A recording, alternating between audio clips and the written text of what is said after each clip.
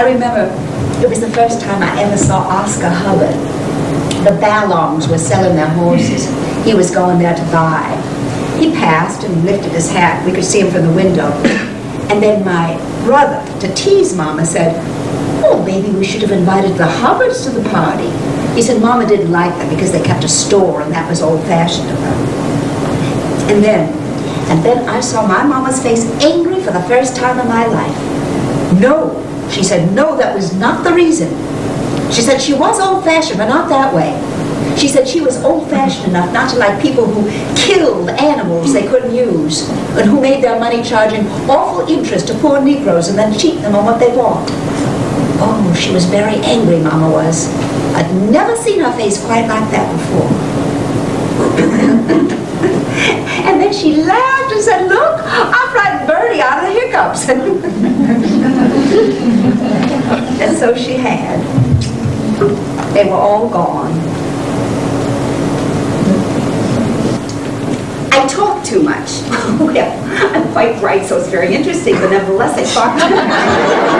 You see, already I'm saying more than I should, and men hate it for a woman to blurt out, "I'm bright." They really think she's saying, "I'm brighter than you are." As a matter of fact, that is what I'm saying.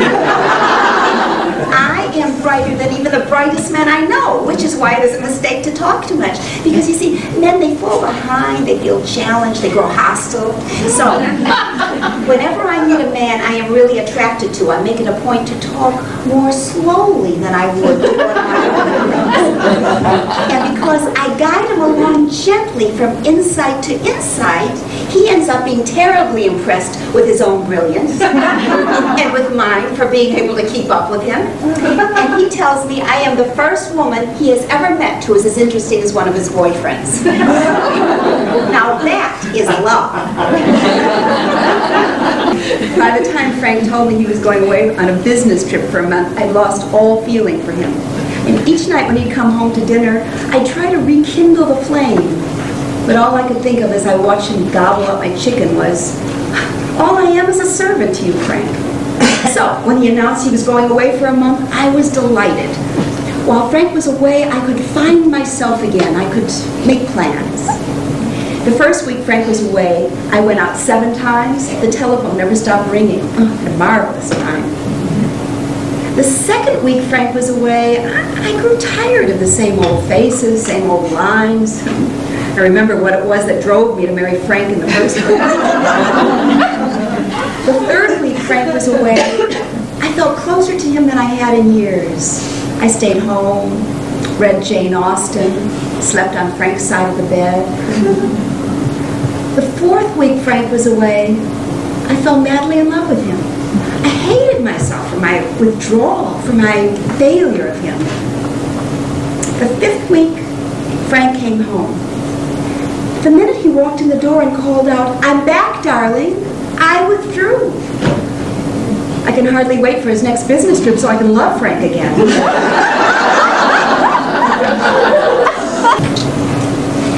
It's funny, you know, but if you pictured something, you know, imagine how something's going to be. You made this picture of it in your mind.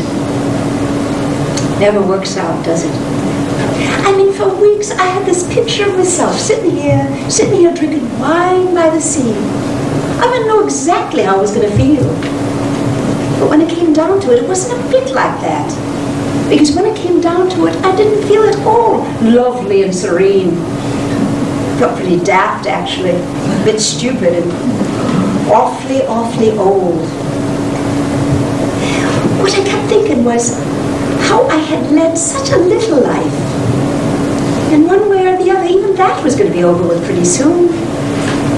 I said to myself, my life's been a crime, really, against God, because I hadn't lived it fully. I'd allowed myself to live this little life, when inside me there was so much more I could have lived a bigger life with.